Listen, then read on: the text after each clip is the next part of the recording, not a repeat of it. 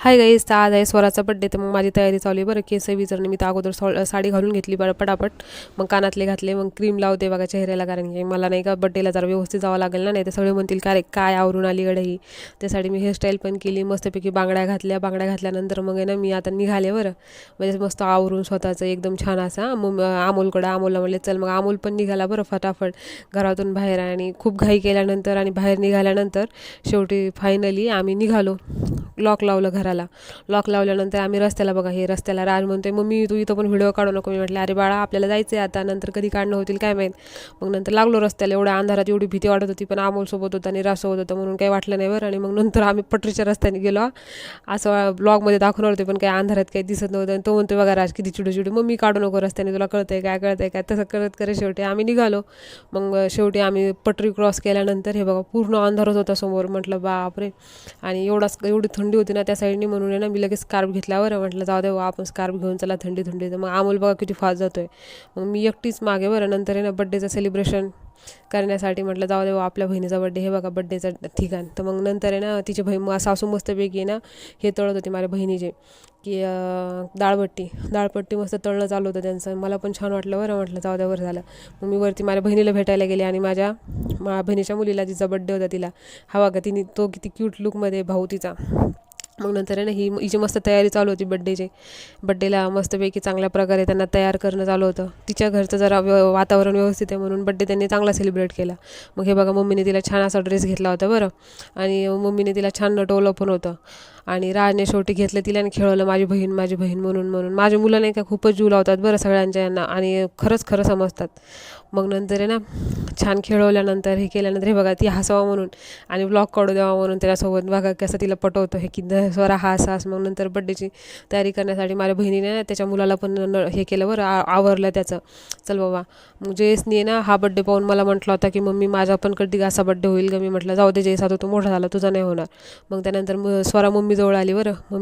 मम्मीला म्हणते ती आई तुला चहा देऊ का याच्यात. म्हणजे एवढी लहान असून एवढं क्यूटली बोलत होती.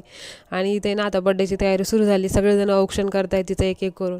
ती सगळ्यांना बघा ना, आम्ही जेव्हा लहान होतो ना तेव्हा आम्ही कोणालाच लावू देत नव्हतो बरं असं हळद कुंकू, पण आजकालचे मुलं खूपच शांत झालेत. ती मस्त एकदम शांत प्रकारे सगळं बघत होती, एन्जॉय करत होती न रडता. 2 वर्षाचे असून पण. नाही तर काही लेकरं की 2 वर्षाचे होते ना, समजा माझेच मुलं 2 वर्षाचे होते असं रडत होते खूपच, जसं काय बड्डे नाही तर काय चालू आहे म्हणून. आणि ही बघा मस्तपैकी एन्जॉय करत होती, सगळ्यांना ओवाळू देत होती, औक्षण करू देत होती. तर मम्मी पप्पाची वारी आली, मम्मी पप्पाला पण तिने औक्षण करू दिला. मस्त व्हिडिओज नाही गाईस, कारण की मी नाहीच आहे कोणत्या व्हिडिओमध्ये आणि मी दिसत नाही, कारण की माझं कोणी काढत नाही, मी स्वतः काढते. मी तुम्हाला म्हणते गाईस, कारण की मला खूपच मेहनत करावं लागते व्हिडिओ बनवायला. आता बघा ही मेहनत तो कधी ना कधी फळ देईलच. पण बघा त्यानंतर माझ्या बहिणीने नाही का ते औक्षण केलं. मग त्यानंतर सगळं झाल्यानंतर प्रॉपर औक्षण झाल्यानंतर मी आले बरं चिवडा खायला. चिवडा असा टेस्टी बनवला होता त्यांनी, म्हणजे खाऊनच तोंडाला असं वाटलं खरंच. मला असं दिसायला एकदम सिंपल चिवडा होता तो, पण खायला एकदम भारी लागत होता. मग चिवडा खाल्ल्यानंतर बसल्या तिथे ना माझे मुलं सगळे जेवायला बसले बरं. छोट्या मुलांना त्यांनी जेवायला बसलं. हे बघा चिवडा टेस्ट खूप मस्त आहे, सिंपल चिवडा आहे पण टेस्ट खूप भारी आहे एकदम. म्हणजे असं माणसाला पाहूनच तोंडाला चव येईल असे. मग नंतर इथं मुलं जेवायला बसल्या मस्तपैकी. त्यांनी डाळभट्ट्या वरण पोळी बनवली होती. मग ज्यांना डाळभट्टी आवडायची डाळभट्टी, नाही तर वरण पोळी खायची. तर मग एकदम छान त्यांनी असं जेवायला प्रिपरेशन केलं, सगळ्यांना जेवायला वाढलं. नंतर आम्ही जेवायला बसलो. आम्हाला पण भुका लागल्या होत्या खूप साऱ्या त्यामुळं. आणि मग मी पण जेवायला बसले. माझा जयेशने लपून छपून व्हिडिओ काढला बरं. त्याला म्हटले मी काढ. मग एवढी थंडी होती गाईज यायच्या वेळेला. मी कशी तरी हुडी घेतली आणि निघालो बरं आम्ही. अशी थंडी वाजत होती आम्ही तर असं म्हणजे म्हटलं आता एवढ्या थंडीमध्ये कशालाच निघलो घराच्या बाहेर. एवढं असं थंडी वाजत होती. अमोलनी तर गुंडाळून घेतलं होतं, जयेश तर झाकून होता, आणि मी पण ना का स्कार्फ पूर्ण गुंडाळून घेतला होता आणि माझ्या बहिणीची हुडी घातली होती. त्यानंतर ना मग असंच करत आम्ही ना निघालो आणि 15-20 मिनिटात घरी पोहोचलो.